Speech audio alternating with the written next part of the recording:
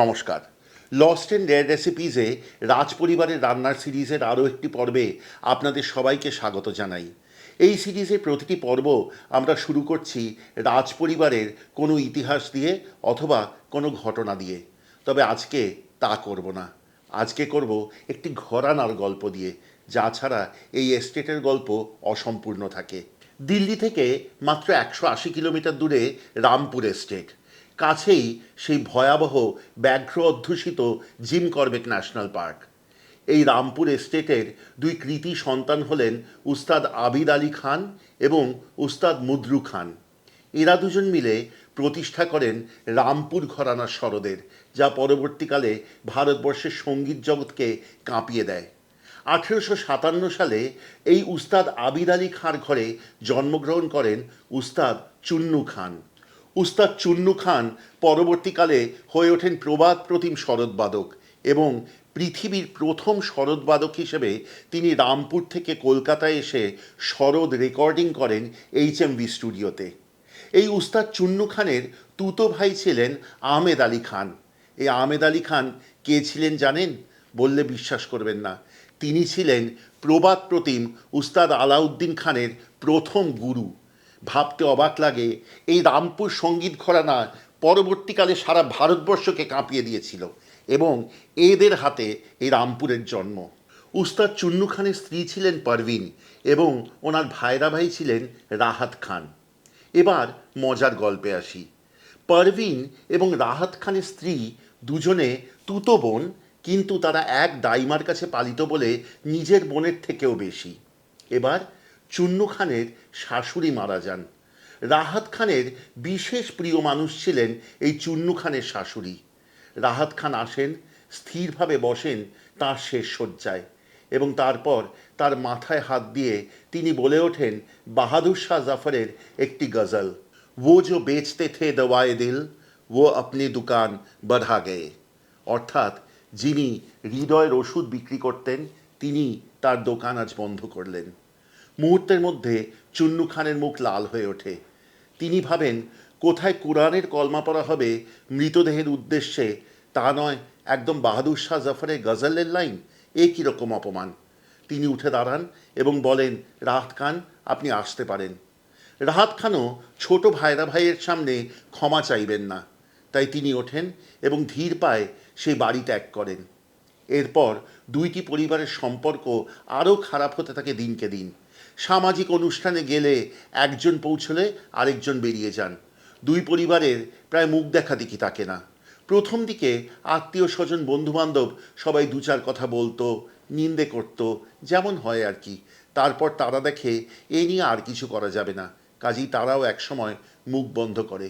দুইটি পরিবার আরও দূরে সরে যেতে থাকে, তবে একটি জায়গায় কিন্তু দুইটি পরিবার বাঁধা থাকে। এবার রাহাত খানের যিনি শাশুড়ি মা অর্থাৎ পারভিনের মা, তিনি একটু অদ্ভুত সুন্দর নিয়ম চালু করেন। তা হলো প্রত্যেক মাসের 11 তারিখে তাঁর পরিবারের থেকে খাবার যেত চুন্নু খানের পরিবারে। সেদিন সকালবেলা বাড়ির ভৃত্য গিয়ে বলে আসতো, আজ কিন্তু আপনাদের বাড়িতে খাবার আসবে আমাদের থেকে। আর কি থাকতো সেই খাবারে? থাকতো একটি অদ্ভুত সুন্দর রাজসিক মিষ্টি পোলাও, তার সাথে থাকতো পরোটা এবং একটি ঘিয়ে ভাসা কাবাব। সেই কাবাব সেই পরোটা দিয়ে খেতে হতো এবং এই প্রথাকে নাম দেওয়া হয় নাশতেদান। রাহাত খানের শাশুড়ি মা মারা যাওয়ার পরেও পারভিন কিন্তু মায়ের এই প্রথা চালু রাখেন। এমনকি এই প্রথা চালু থাকে তখনও যখন দুই পরিবারের মুখ দেখা দেখি বন্ধ হয়ে যায়। 11 তারিখে খাবার যেতে বন্ধ হয় না। চুন্নু খান রাহাত খানের মুখ দেখতেন না ঠিকই, কিন্তু তিনি ছিলেন অতি ভোজন রসিক মানুষ। তিনি সেই 11 তারিখে জুত করে বসতেন এবং প্রত্যেকবার বলতেন, স্বয়ং আল্লাহ বলেছে খাবারের ওপর রাগ করতে নেই, তাহলে বড় গুনাহ হয়েছে। বাড়ির আর সবাই মুখ টিপে হাসত এবং আড়ালে যেত। চুন্নু খান জুত করে খেতেন সেই কাবাব আর পরোটা। এখানে রাজপরিবারের নয়, আমরা বললাম রাজপরিবারের প্রধান শরৎ বাদকের গল্প, সেই রামপুর এস্টেটের। চুন্নু খান কি খেতেন জানেন? সেই দিন সে 11 তারিখ করে আসতো ভাপি কাবাব। চলুন শিখি।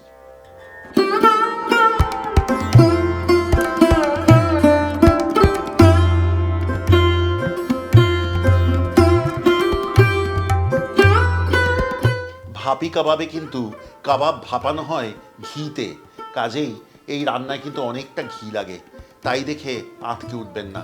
চিন্তা নেই, একদিনই খাবেন, তবে রান্নাটি শিখুন। এই রান্নার জন্য প্রথমে কড়াইয়ে দিয়ে দিন বেশ খানিকটা ঘি এবং প্রায় 750 গ্রাম পেঁয়াজ। আমি 1 কিলো মাংসের কিমা করব। 750 গ্রাম পেঁয়াজ ভালো করে সোনালি করে ভেজে তুলুন, তারপর যান পরবর্তী ধাপে।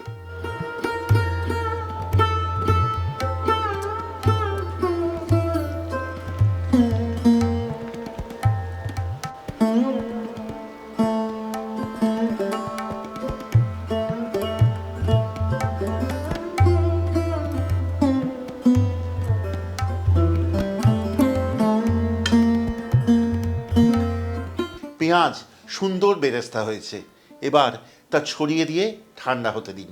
ততক্ষণে ভালো করে পিষে নিন 1 কেজি মাংসের কিমা।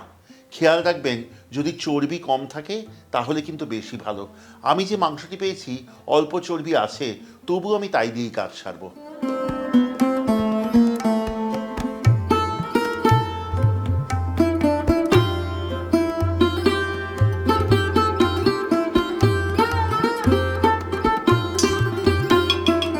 এর সাথে দিন 1 কাপ কোরানো কাঁচা পেঁপে এবং একটি কাঁচা ডিম।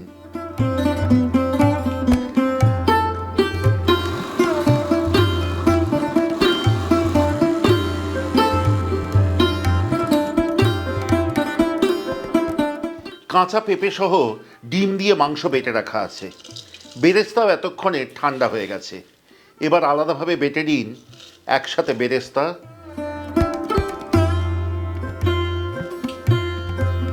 দুটি বড় এলাচের বীজ, 5-6টি ছোট এলাচ, 2 থেকে 2.5 ইঞ্চি দারচিনি ও 5-6টি লবঙ্গ। সাথে দেবেন একটি তারাফুল বা স্টার অ্যানিস। এর সাথে দিন কয়েক দানা গোলমরিচ। এই মিশ্রণটি এবার যোগ করুন বেটে রাখা মাংসের সাথে। সাথে যোগ করুন স্বাদ অনুযায়ী নুন, 1 টেবিল চামচ পরিমাণ গরম মশলার গুঁড়ো অর্থাৎ এলাচ, লবঙ্গ ও দারচিনি, 1/2 চা চামচ পরিমাণ জয়িত্রী গুঁড়ো, 1/2 চা চামচ পরিমাণ জায়ফল গুঁড়ো, 1 কাপ পরিমাণ শুকনো খোলায় ভেজে রাখা ছাতু, 1.5 টেবিল চামচ পরিমাণ আদা বাটা, 1.5 টেবিল চামচ পরিমাণ লঙ্কার গুঁড়ো, খুব অল্প পরিমাণ চিনি এবং আরও 2 টেবিল চামচ পরিমাণ ঘি। সবটুকু খুব ভালো করে মেখে নিন।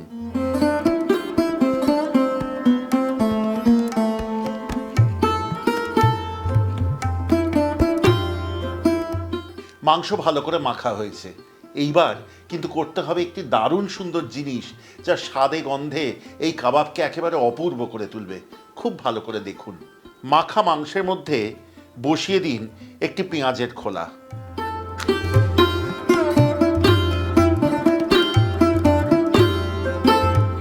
এবার একটি কাঠকয়লা জ্বালিয়ে নিন।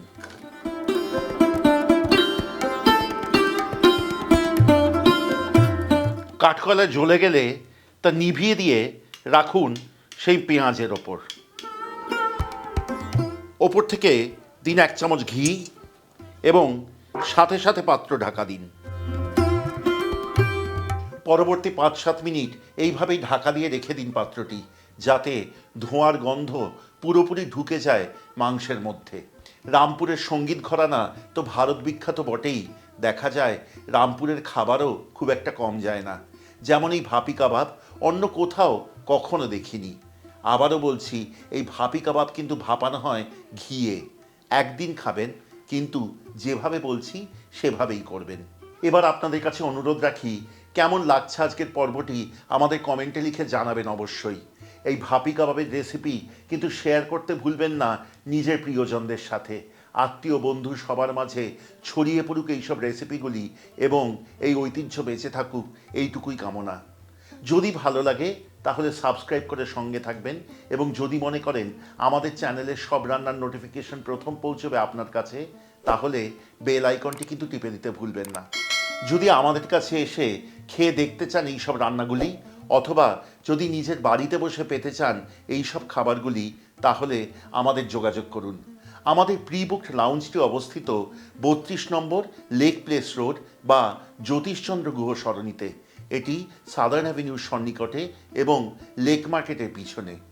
এইখানে বুক করে আসতে হবে এবং আমাদের যোগাযোগের নম্বর হলো 6291834357। যদি বাড়িতে বসে খাবার নিতে চান তাহলেও যোগাযোগ করুন এই একই নম্বরে। আর হ্যাঁ, যদি আমাদের সাথে ভাগ করে নিতে চান আপনাদের রেসিপি, তাহলেও যোগাযোগের নম্বর কিন্তু সেই একই, 6291834357। গত বছর আমরা এনেছিলাম লস্ট অ্যান্ড রেয়ার রেসিপিজের দর্শকের দরবারে। আপনাদের থেকে বিপুল সাড়া পেয়েছিলাম এবং খুব জনপ্রিয় হয়েছিল সেই সিরিজটি। তাই জন্য এবছর আবারও আনছি ফিরিয়ে সেই দর্শকের দরবারে। আপনাদের সবার কাছে অনুরোধ, আপনাদের প্রত্যেকের পরিবারে নিশ্চয়ই আছে এমন সব রান্না যা বড় দুর্লভ অথবা হারিয়ে যেতে বসা অতি বিরল। সেই সব রান্না দিন আমাদেরকে, সাথে দিন তার গল্প। এবং আমরা যদি মনে করি সেই সব রান্না সত্যি শ্রেষ্ঠ, তাহলে আমরা কিন্তু আমাদের চ্যানেলে আপনাদের পরিবারের মানুষদের নাম সহ সেই সব রান্না প্রকাশ করব। সাথে ডেকে নেব আপনাদেরও, আপনারা এসে আমাদের সাথে রান্না করবেন। আপনাদের আহ্বান জানাচ্ছি, আপনারা 6291834357 এই নম্বরে হোয়াটসঅ্যাপ করুন আমাদের সেই রেসিপিগুলি। আমরা কিন্তু অপেক্ষায় থাকব।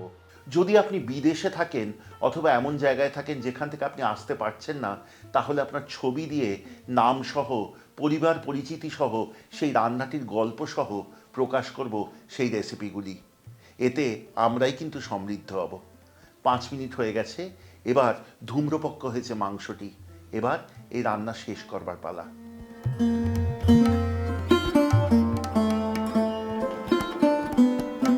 এইবার 2 হাতে ঘি মাখিয়ে নিন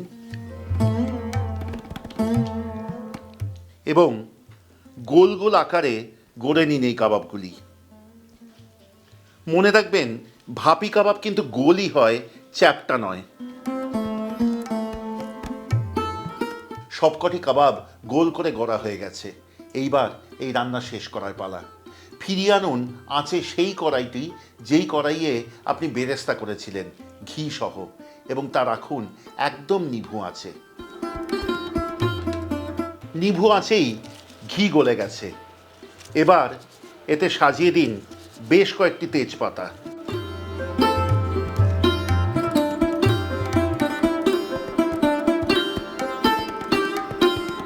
মিনিট 3 থেকে 4 মধ্যে দেখবেন তেজপাতার সব গন্ধ ঘিয়ের মধ্যে প্রবেশ করেছে। এইবার এই তেজপাতাগুলি ঘি থেকে তুলে ফেলুন। এইবার নিভু আঁচে রেখেই ঘিতে যোগ করুন খুব অল্প গরম মশলার গুঁড়ো এবং একে একে ছেড়ে দিন গড়ে রাখা কাবাবগুলি।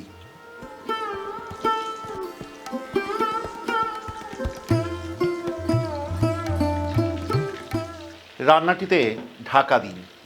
মিনিট 4-5 মাথায় রান্নাটির ঢাকা খুলুন এবং প্রত্যেকটি কাবাব সাবধানে উল্টে দিন।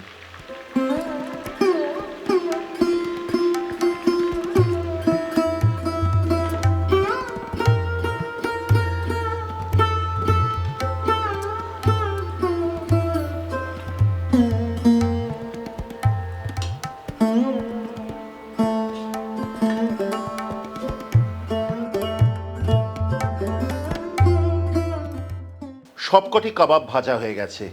এবার এর ওপর দিয়ে ছড়িয়ে দিন সেই কাবাব ভাজা ঘি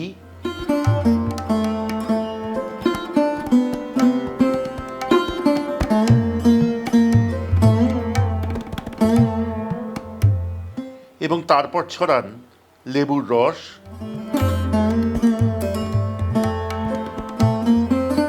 ওপর দিয়ে সাজিয়ে দিন গোল করে কাটা পেঁয়াজ এবং সবশেষে ওপর থেকে ছড়িয়ে দিন অল্প ধনেপাতা কুচি।